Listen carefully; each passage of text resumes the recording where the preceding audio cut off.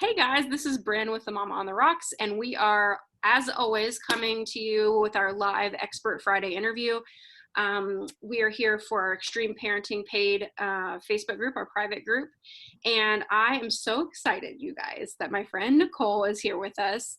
Nicole is what I would call a mompreneur. She is an entrepreneur. She's a mom. She's a writer. I got to meet Nicole at a writer's retreat, and she just has so much to offer. Her story is really powerful, and I'm just so grateful. When I started making my list of like possible people I could reach out to, I was like, I've definitely got to get Nicole in here.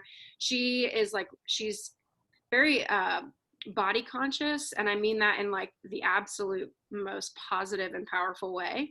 I love reading her stuff because even as someone who presents as a big person, as someone who talks very openly about that, Nicole has a way of kind of making everybody feel empowered, which I am so grateful for as a mom. And then also just, I have seen the benefits of yoga and of mindfulness and of kind of slowing down for our extreme child and for myself. And so I felt it was super important for me to get someone like Nicole that was an expert in this and could come and kind of speak to us and about how employing those things in our life can benefit us as extreme parents. So Nicole, tell us a little bit about Be Extra Yoga and how you got to be where you are, and I want to hear all about it. Well, thank you so much for such a sweet introduction. I appreciate it so much. I think it's important that as mothers and as women trying to do our own things, that we recognize what we're all doing. So I really appreciate what you had to say there. Yeah, as she said, my name is Nicole Schoolfield, and I'm the owner of Be Extra Yoga. I am a certified yoga teacher, a mindful eating coach, where I teach people how to live a life of freedom around food. And I will soon be a certified wellness counselor, and I teach meditation and mindfulness. Yeah. But I'm also a mommy of 2 toddlers, and they were born 13 months to the day apart. So almost Irish twins. Wow. And so I feel a lot of the struggle of what it means to be the main caregiver of 2 kids. My husband has a very demanding job. And so doing that, taking care of our family, running my small business, and navigating womanhood, it's a lot. That's a full-time job in itself, I feel like. It is. I mean, just being a woman, it's like, and while I don't understand everything that it means to be the parent of an extreme child, I do understand what it means to want the best for your children, and to be sometimes in the struggle of that womanhood and motherhood and the desires of what you have for your life and what you have for your children's life, and then what the reality of what everything is around you, and that's where I think we really have this hard time sometimes, is like the perception, expectation of what we see our lives or what we want for our lives, and all the things in our head for our lives, and what is here in front of us in the now, and like how do we navigate what is actually here. And I mean, that's where yoga, meditation, mindfulness has really made these big difference for me, especially as someone who has diagnosed anxiety. Anxiety manifests itself in different ways, physically in the body, mentally, and emotionally, obviously. And so for me, it was like, how do I combat this? How do I combat my own anxiety? And then even I can see it sometimes when I get there, how my kids kind of go into that, right? And then also live a life where I'm productive and functional, and honestly, more than anything, just enjoy and happiness and presence, And so for me, I think the answer really came in the form of mindfulness. That was like the key to kind of changing and flipping that switch from those high stakes situations that were happening often to kind of like taking them back into reality, you know? And that's like a really hard practice to do, but it can start kind of simply.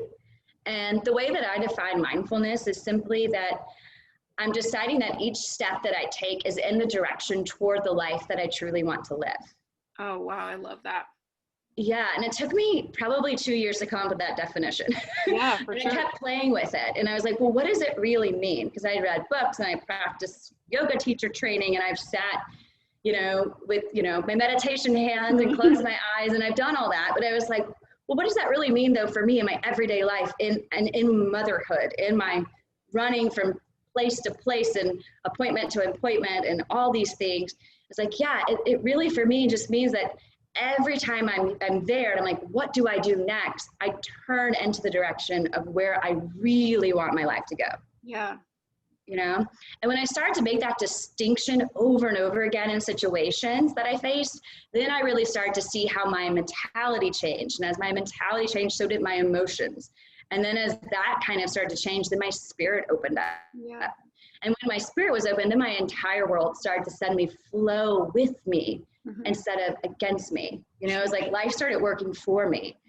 And that doesn't mean that I don't have, struggles or slip ups, or that, right. I haven't had hard moments even this week with my kids. I have, but it gives me purpose in those hard moments, because I realize that therefore taking me to something else. So then if I direct my attention to what it's teaching me, then I find joy in those hard moments. Yeah. Yeah. So that's really where I started teaching a lot of my students is, oh wow, like how do we find that mindfulness in our everyday life? Yeah. So I thought I would take y'all through like a story of me kind of losing my cool. Yes, and seeing how I went the wrong way. Yes. And this was recently. Okay, so I was like, let me share how this went down, and then realizing after the fact how I did not use my own tools to do it and what could have been changed.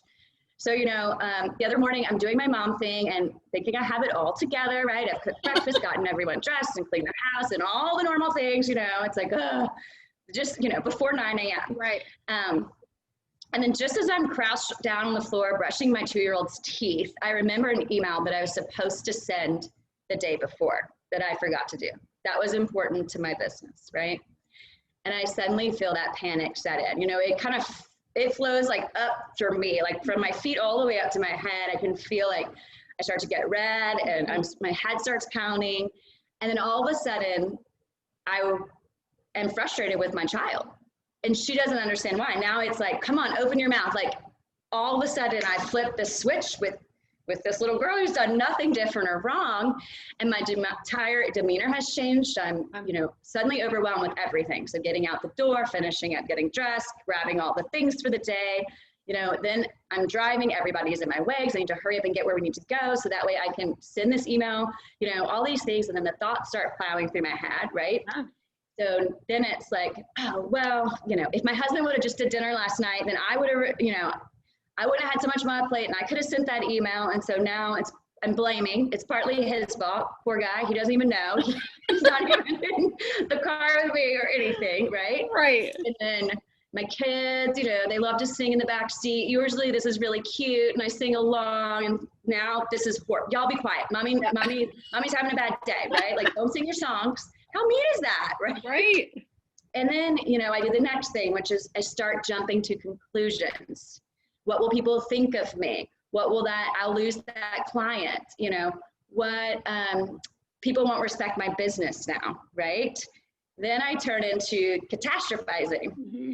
If you've struggled with, anxiety, that might be another step that we go through in that process. So now I'll lose the client. Now no one will work with me again. Now I'll never get my business to where it needs to be, right? And then finally that kind of results in the circle of like, I beat myself down. Mm-hmm. You've got to get yourself together. Gosh, you cannot, why don't you understand? You need to, home edit, your whole entire life. Like you're just not doing it good enough. You're never going to be good enough, right? So there I went through like this whole cycle in my head, and it's so easy for just some little thing. And it could be any little thing. Yeah.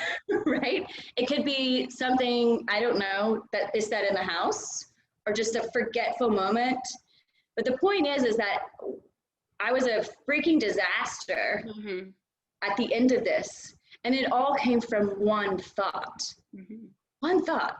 Yeah. Right. That wasn't even about what I was doing. I was brushing my kids' teeth. Mm-hmm.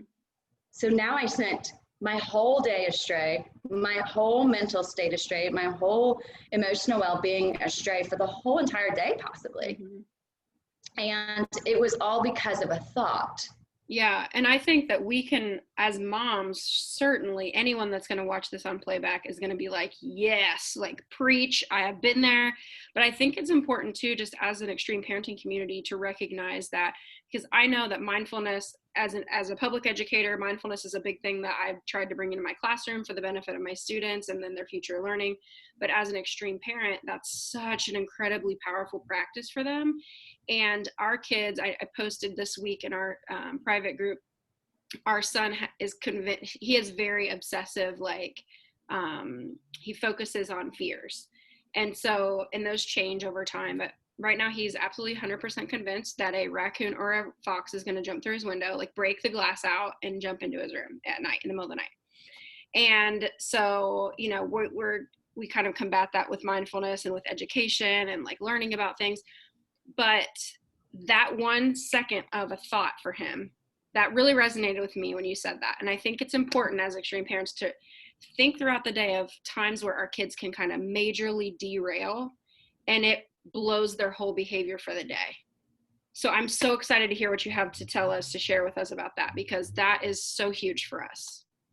Yeah, well, that's a great point of how, yeah, like it's, isn't that crazy? And like you see that playing out in your son's life, and you're kind of like, that doesn't make sense. But yet, even as adults, we do the same thing. So you can really kind of relate maybe in that way to what your child's going through, just off this little mommy story that we've all kind of know that we've come from, you know? And I think it does sometimes feel like a sense of overwhelm. And I'm sure with a child that, you know, they may feel overwhelmed a lot by all the thoughts, by all the extra stuff going on around them that doesn't quite make sense the way it does to everybody else, right? So I can only imagine how overwhelmed I felt. Your children must be, you know, 100 times that. So yeah, that it is. Sometimes it's crazy, but it is that flip second of a thought, and it just sends us away from the present moment. So the idea, I think, always is like, how do we get back? And I kind of call it reality, but just to like right now. Yeah. That would be like the big thing. So one of the things that I talk about doing is using stop. So S-T-O-P. So stop, actually stop. T, take a breath. O, observe what's going on around you. And then P, proceed, again, in that mindful, in the direction of the way that you want your life to go, right? I love that. So it's really like the true pause, and this could be 2 minutes, right? Like this could be sitting in my car. I could have said, okay, hold up. I'm derailed for the day already, and it's 9:30. Let me stop. Take a breath. What is really going on? Oh, wait. I'm upset about this email, which there's nothing I could do in this moment, right? I need to get to my kids where they need to go. I need to get to my computer. And then I can figure out maybe what I can do to fix this problem. Probably an apology. You know, it's not that big a deal. Like I could have stopped all this with deciding that I'm going to apologize and write a nice email. And then I'd proceed saying, well, I want my life to go in the way of joy. So I'm going to enjoy this car ride with my kids. I'm going to get to the next place without hating everybody on the road. And when I get to my desk, then I'm going to take the time to figure out how to make this right. Right. Yeah. So it's really about that pause, I think, and the taking about and giving yourself the space to do that. And I can see that maybe being something that would be easily taught to a child, like S-T-O-P, you know, like, hey, let's stop. Yeah. Let's take a breath. Yeah. Hey, let's see what's going on right now. What's going on? Okay, what would be the thing that would help you be able to get through this moment? Yeah. Let's that visual that they know that's what a stop sign looks like, and having that visual for a lot of our kids. I know there's a lot of mamas in this group with kids on the spectrum who are nonverbal or who are less verbal. And so having those visual cues is huge. So I love that. That's awesome. I love that. Okay, awesome. Yeah, and that's one of my simple ones. And a lot of meditation teachers use this. I did not. I don't know who made it up. I don't take full credit, but it's actually something that even for me is easy to remember. And it's easy for something to be like, hey, hold on, right? So I use that example a lot. So one of the things, though, as moms that I want to talk about is the way that we carry the chronic stress Because I think if we don't take care of ourselves and that chronic stress, then we're not able to be the caregivers for our children. And a lot of times the kind of head of house, the showrunner of the home that we need to be. I just saw a friend at the gym this morning, and she's been putting herself first, going to the gym for the last 3 months. And she's just like, it's really changed the way that I do mothering, because I'm able to just take this time for myself and I feel good about myself. I'm like, wow, isn't that funny? We think that we need to maybe give up all the parts of ourselves and put all of our emphasis on taking care of everyone else. And we forget, like, what happens to us happens to our children and our families, right? Yeah, for sure. So chronic stress has quickly become one of the biggest health issues for women. And we're all, I don't think that I have a woman that walks into my yoga classes, that comes into my mindful eating programs, that doesn't just always talk about stress. I'm stressed. I don't have the time. I'm so stressed out. I feel so overwhelmed, right? So this constant state of stress is putting our body in a state of fight or flight all the time, right? So this is not only exhausting, but it's causing a huge amount of health issues for women. So anxiety, depression, now we're talking about it a lot, but it's on the rise even, from before us being so open about it. More women are experiencing anxiety and depression. Excessive eating and drinking, chronic weight gain, bowel problems. A lot of women are having GI issues. That's why they show up to my mindful eating classes, because we do elimination diets to figure stuff out. I'm one of those women. Headaches and migraines, pregnancy and menstruation issues. This is affecting us biologically, heart issues. So we're having a lot of health problems. And we're trying all these different, I think a lot of times medications, and I believe in medications for sure, but sometimes it's just like, oh, wow, I need to take care of myself and find a way to calm my nervous system. Yeah, if I can do that, then I can navigate what I really need or where the real issue is, right? Yeah. But when we're always up at a 10, we can't see what the smaller micro things that are adding up to that big umbrella. So, obviously chronic stress does not only affect us physically, but also mentally, emotionally, and spiritually. You may have chronic stress if you feel yourself getting easily irritable, moody, sad, depressed, or quick to anger. Like me the other day, you may feel foggy-minded or constantly tired. That's a big issue, is feeling always just run down, and then having interrupted sleep. So that's where a lot of times my stress will show up. I can't stay asleep once I'm asleep. And then you might have chronic stress too if you have bowel issues, irritated or red skin, muscle tension, or even grinding your teeth. So these are always to kind of tune in and see oh, am I having some of these issues, and maybe I can find a way to help this in my everyday life. So we talked about the stop, which I just love. And I feel like that's a great one to just use in the moment. That's a perfect example of what to do in the moment.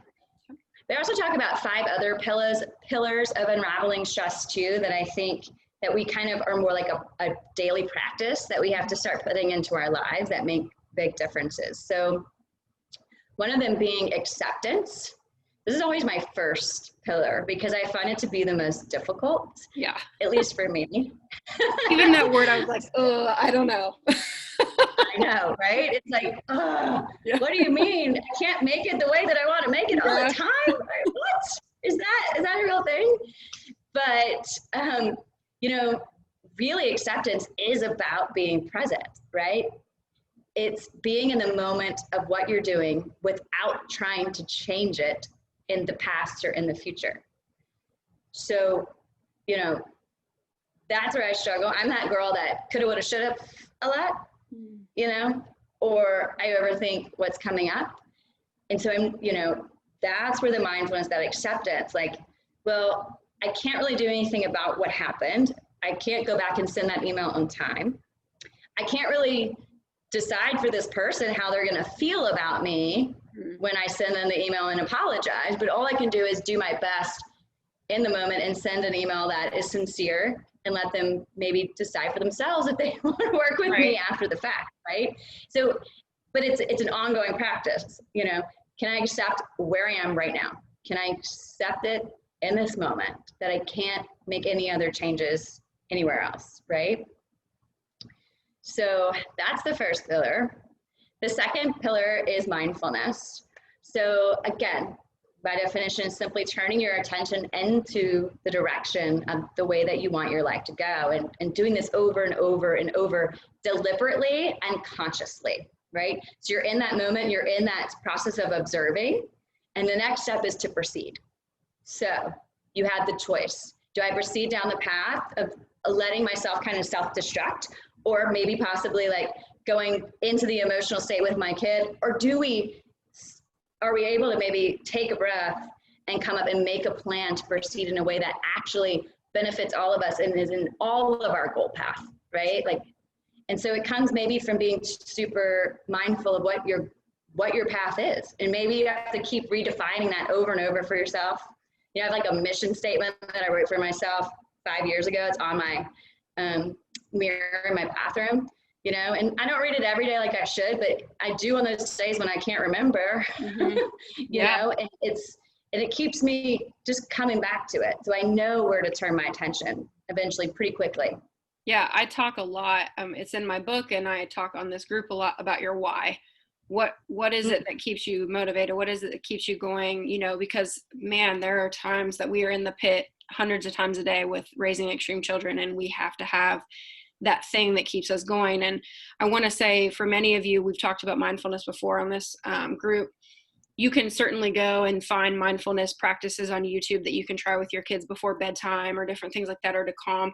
But I would really, really recommend you seek somebody out like Nicole, who has practice in this and can actually guide you, because I think there's just so much benefit in that, being guided by a human person and not someone on the computer, you know, that's recorded their voice with like a beach background or something.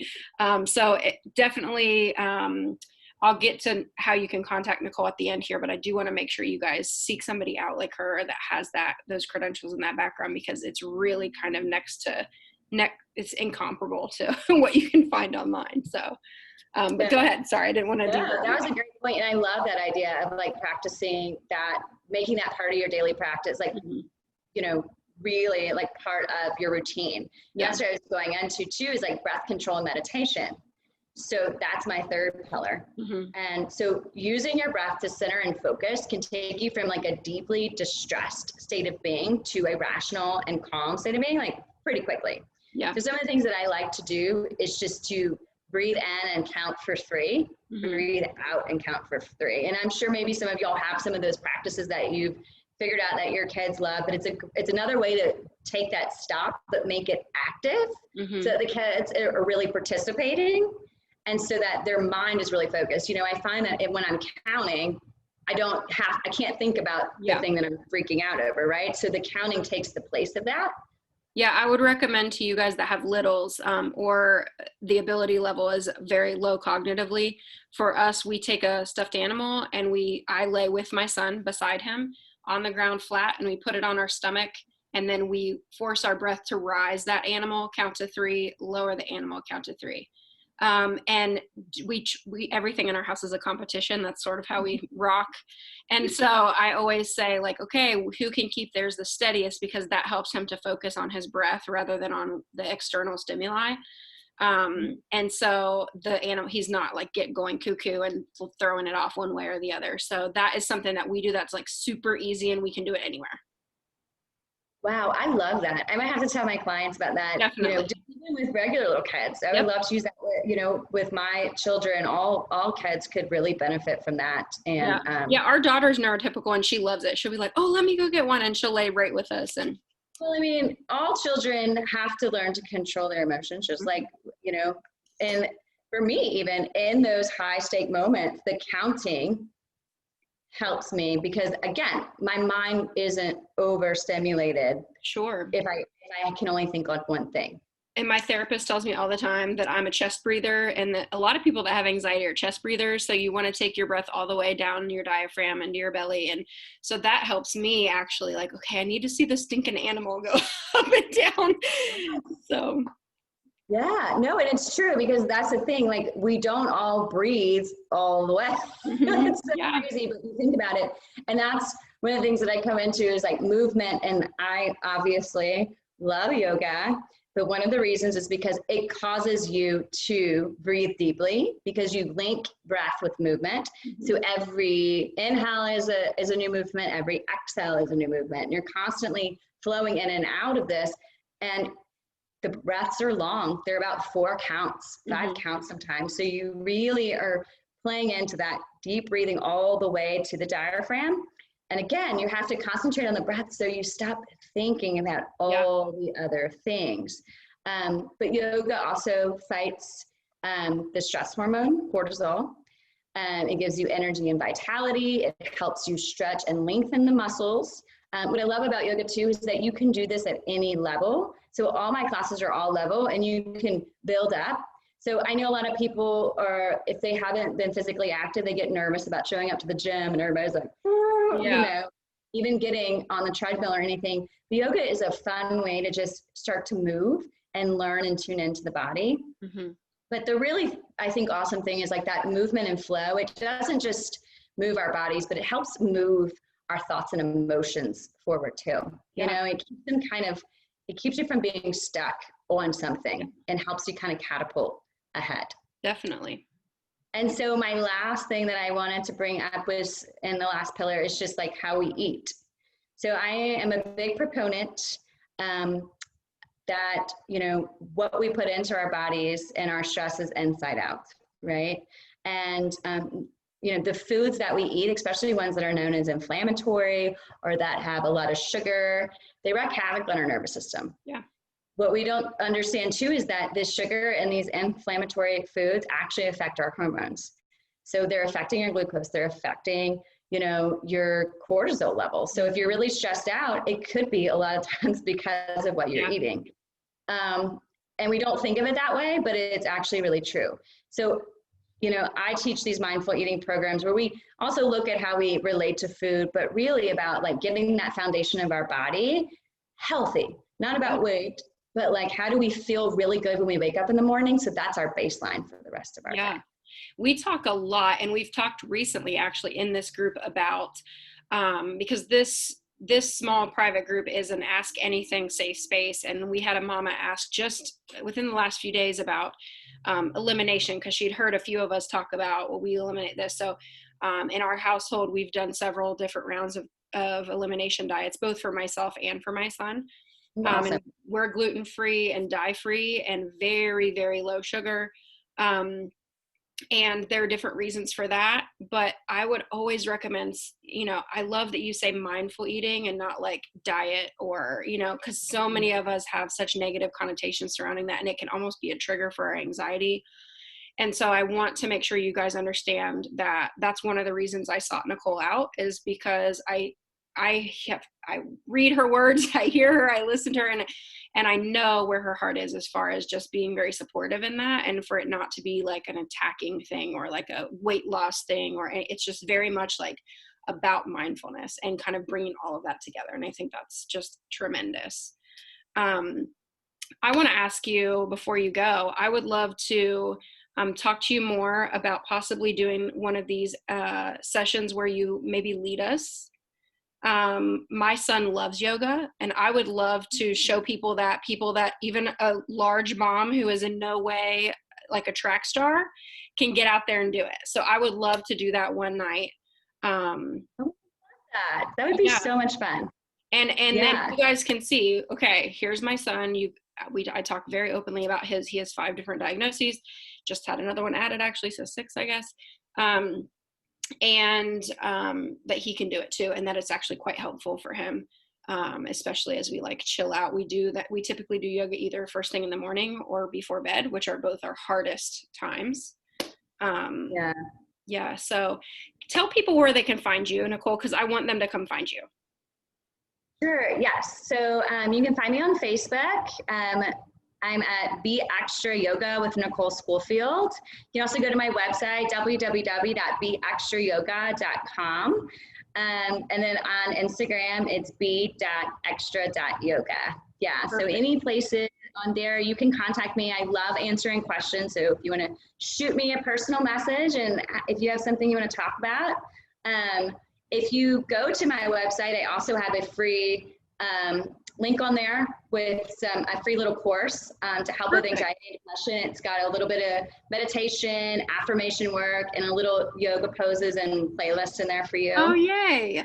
Yes. And you can also email me too at beextrayoga@gmail.com. Okay, so if you guys want to reach out to Nicole directly, or if you have a question and you're a little unsure, as always, as I always tell you on here, feel free to send me a direct message and I will connect you with Nicole. Don't be afraid. She's wonderful and sweet in every way. And definitely seek her out online, Be Extra Yoga. And I will put all of those handles that Nicole just said in the comment section when I post this for rebroadcast so that you guys can get to her very quickly. So Nicole, thank you so much. I am grateful.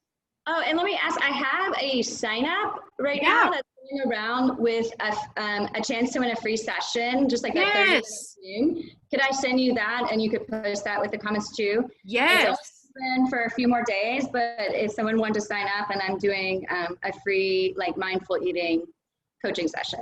Definitely send that to me. I'm going to actually jump on here and get it loaded up, and hopefully it'll be up tonight or first thing in the morning. Okay, sounds great. Thank you, Nicole. It went so fast. I know, it always does. Okay, so next time we're going to do yoga, and it's going to be hilarious and awesome in the best way. Yes. All right, I'll see you soon. Bye, thank you. Bye.